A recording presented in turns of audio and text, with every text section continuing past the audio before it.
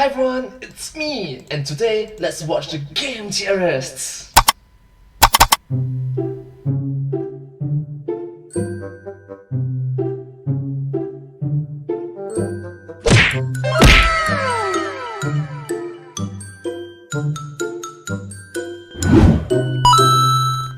Let's start. Minecraft. The science of.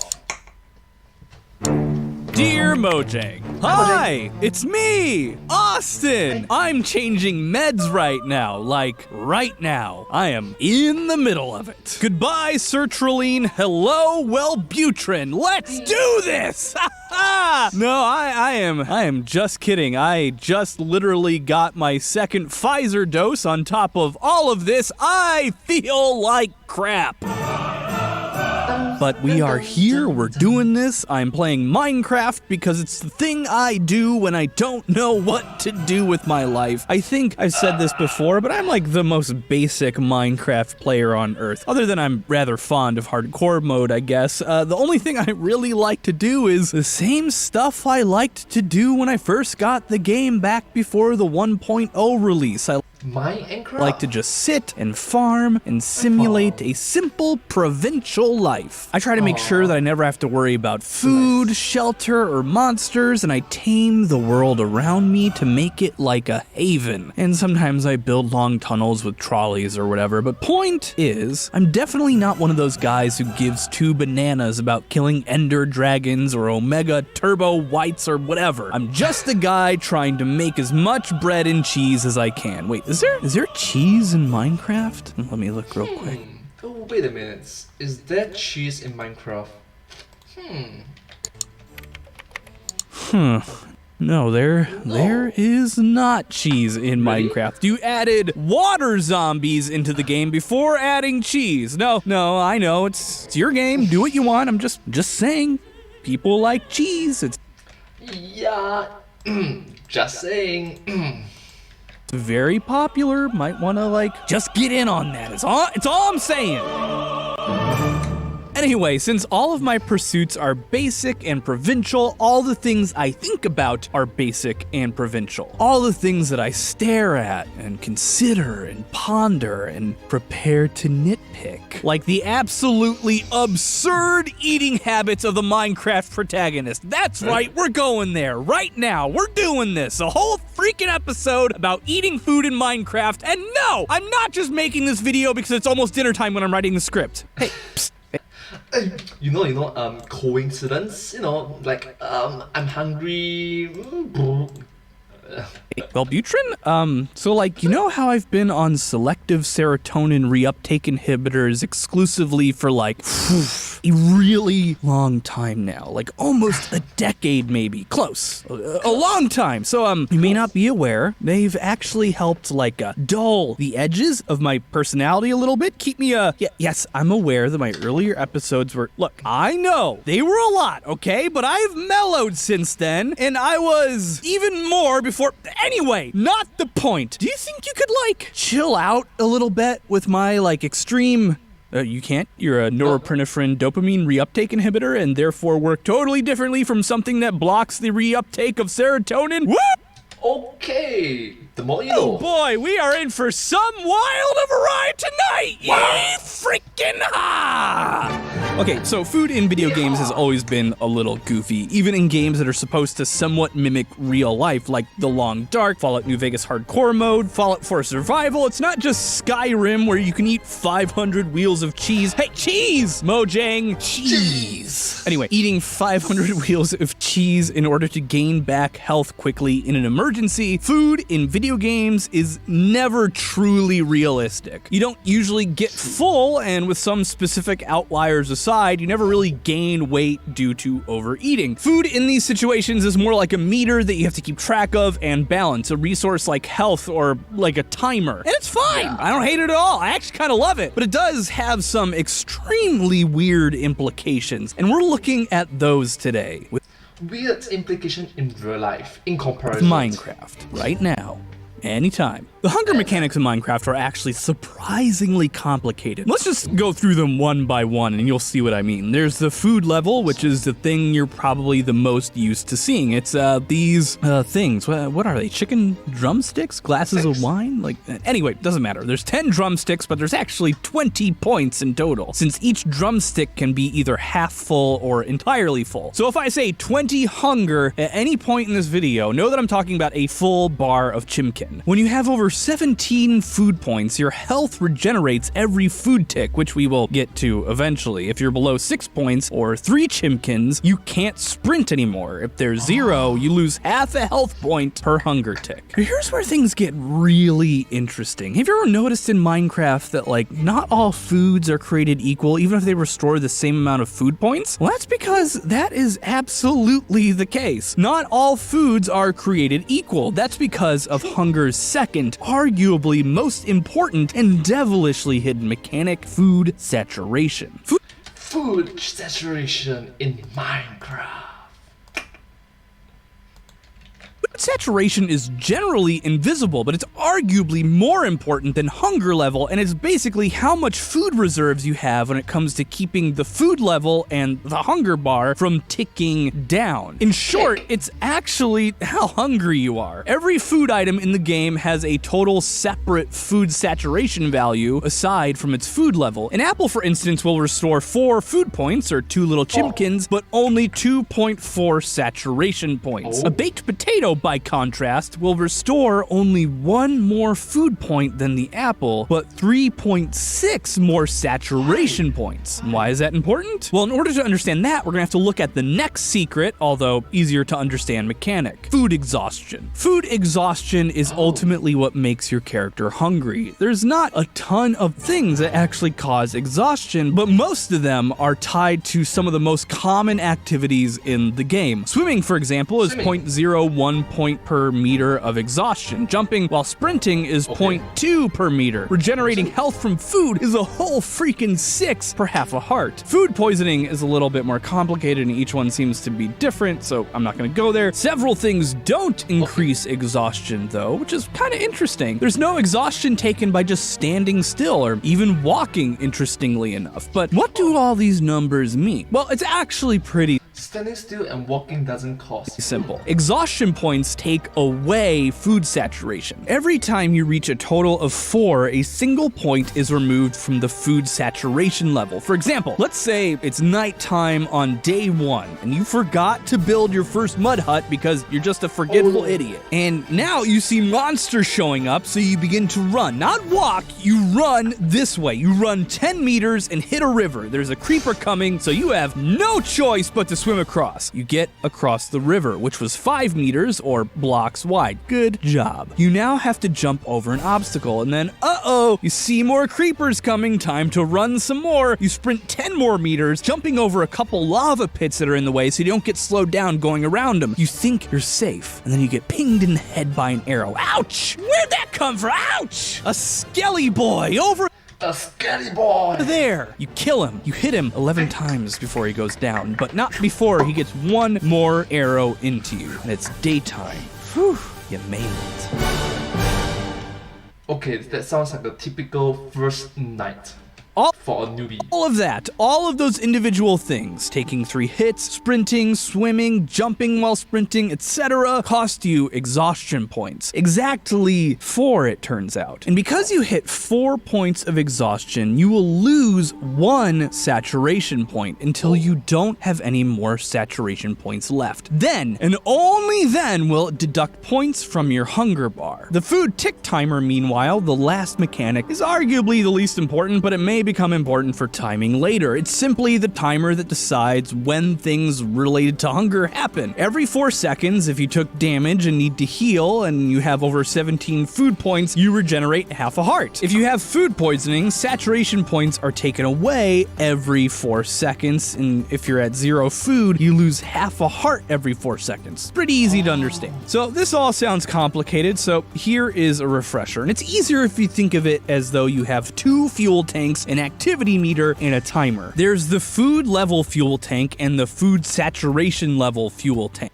food saturation level. The food saturation level tank is the first tank that you will draw from, and until it is totally exhausted to empty, the food level tank will never go down. And both tanks won't go down until the activity bar, the exhaustion level, fills up entirely, at which point it will drop down to 0 and 1 ounce or whatever of fuel will leave the saturation tank. If there's no fuel in the saturation tank, then it will be taken from the food level tank. Easy peasy lemon squeezy. Now, there is a timer here, which is your food tick timer, which takes away health or heals you, whichever, every 4 seconds if needed. This is the engine, the motor, the entire ecosystem of the hunger mechanics of Minecraft. It's pretty complicated, and most of it is under the hood, which, you know, is absolutely fine. You don't need to see all this in order to have fun playing the game. That being said, if that's the case, then why did I waste literal minutes trying to explain all of this to you? Well, because actually it's extremely important if we're going to unpack the absolutely bizarre and inane eating habits of the Minecraft protagonist. Also, if I had read all this to begin with, I wouldn't have wasted time having my avatar sit in a mud house for an hour to see how long it would take him to starve to death. And note, if you are standing in the game, you will not reduce the level. So yeah, the more you know. It's never gonna happen, Austin! He's not doing anything! He still has 5 food saturation from the start of the game and like 0.1 exhaustion points! Moron! Okay, now that we understand the underlying mechanics of hunger, let's look at how utterly ridiculous it is in Minecraft. And in order to really dive deep into that, we're gonna have to look at one of the most fundamental cornerstones of human society: bread. Bread on its surface is simple. It's the seeds of the wheat plant taken and ground into an ultra-fine powder. You add some water and technically you could be done now. You do have to knead it, of course, but in theory you can make bread with just flour and water. It does take a while for wild yeast to propagate, but with that waiting, you get something extraordinary. A nutritious, portable, long-lasting food that nutritious, portable, long-lasting food. Tastes incredible. Entire civilizations have been founded under its banner, and entire civilizations have crumbled to dust in its absence. Bread is a fundamental building block of human civilization, second possibly only to rice, and it is the key to understanding just how out of control the Minecraft protagonist's voracious appetite is. And dang it, now I'm hungry! Anyway, taking our newfound mechanics plus some in-game testing I did to determine that the Minecraft protagonist can jump approximately 2.824 times a second, I figured out the fastest rate in general a Minecat. Really, Austin? I would play Minecat. I would do it. I figured Minecat, yeah. I know it's a typo, but yeah, Minecat. out the fastest rate in general a Minecraft player can starve to death. Like, if you made a game right now in hardcore mode, how quickly could you die by starvation? And it is surprisingly fast. If you're sprinting while jumping, you end up burning a remarkable total of 1.096 exhaustion points per second. If you start with the max of 20 food saturation points and 20 food level points, how long would it take you to starve to death doing this? Well, you're going to be able to sprint and jump for your first 20 saturation and 14 food points, which is approximately, well, no, it is exactly 136 exhaustion points, which means you could sprint and jump for about 2 whole minutes before you couldn't do it anymore. At this point in time, our rate of exhaustion diminishes greatly, down from 1.096 to 0.141 points per second, because without sprinting, jumping is our best option, and you cannot sprint if you're only at 6 food points. Technically, you can eke out another 0.005-ish per second-ish by breaking blocks, but this is really so small as to be meaningless. Sitting there jumping means it'll take another about 2.8, almost 3 minutes to completely diminish our food bar, which is where finally the food tick timer becomes irrelevant, as every 4 seconds you will lose 1 point or half a heart of health, giving you 80 seconds to find something to eat before you keep keel over and die. All of these So it's around 4 minutes. I times guess. add up to a whopping 6 minutes and 14 seconds it would take you at peak performance to starve to death completely from being fully fed. Given that Minecraft takes place in a world 72 times faster than our own, this means that more realistically, Steve or Alex can starve to death in just over 7 hours, which is remarkably quick. True, remarkably quick. 7 hours of Which brings us back to bread, because this is the good stuff. A loaf of French bread in its entirety is worth about 1,200 calories of bioavailable energy to us, and using this we can determine just how many calories our little protagonist is consuming just to live. Bread in Minecraft just to live is worth 5 food points and 6 saturation points, giving it a total capacity of 14 points combined. Did you really write 14 there, Austin? Really 14? How's anyone gonna trust your math if you say 6 plus 5 is 14? Freaking idiot. It's 6 plus 5 equals to 14? Wait, what?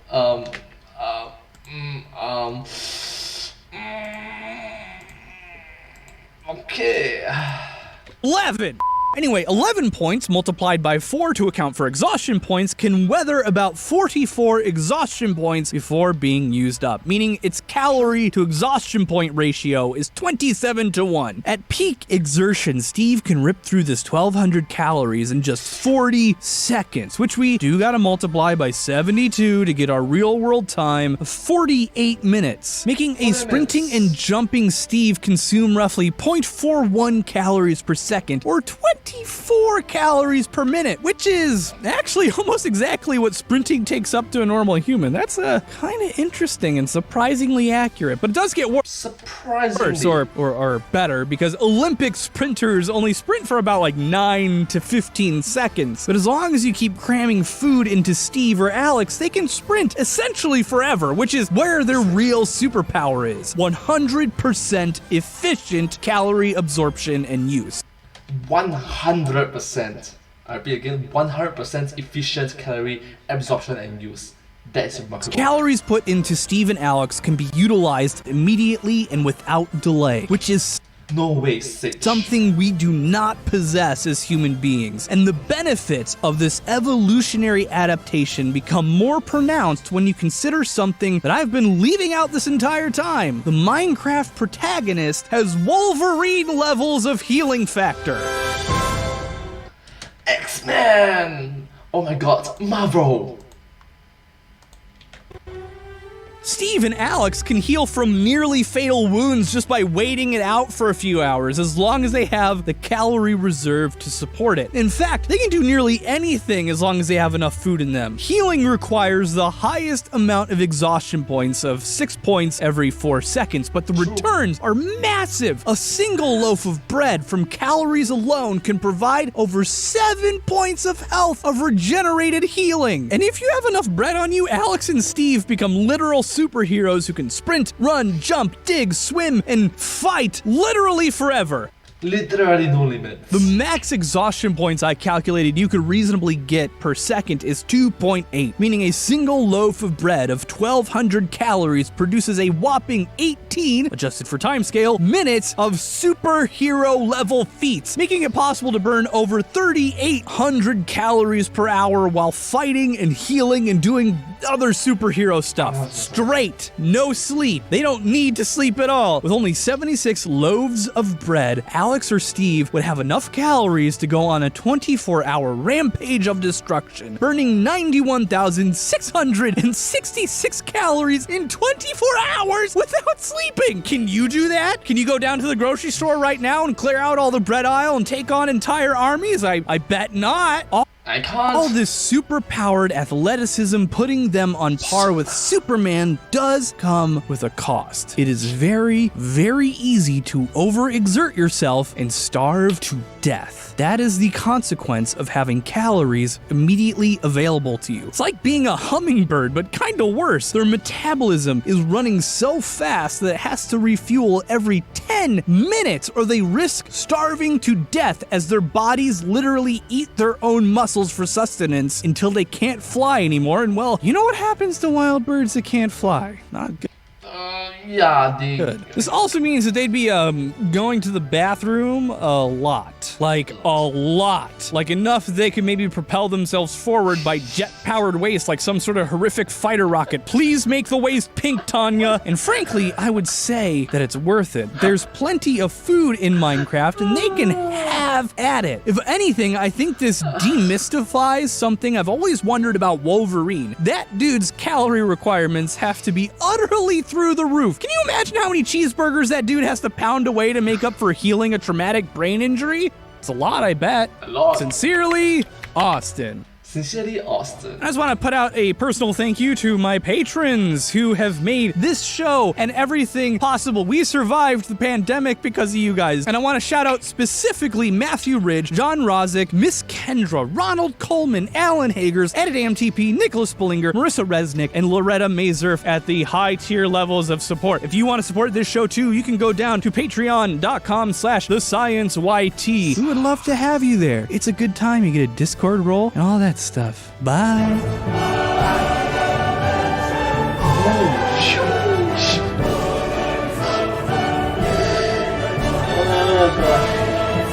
Very friendly, please. Very friendly. Right, keep it wholesome. Very friendly. Thank you.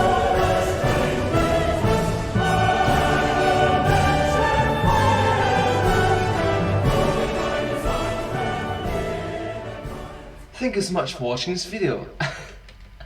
I hope that you find this video as much as I do fun, interesting, educational, and thank you so much. I hope that you like this video as much as I do.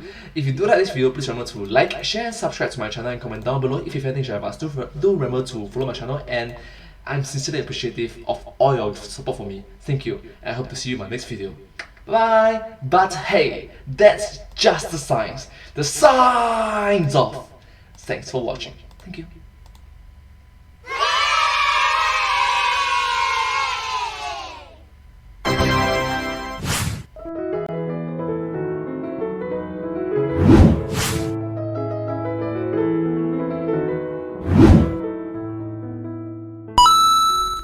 Thank you so much for watching this video. If you do like this video, please remember to watch more of their videos from my YouTube channel, the Game Theorists.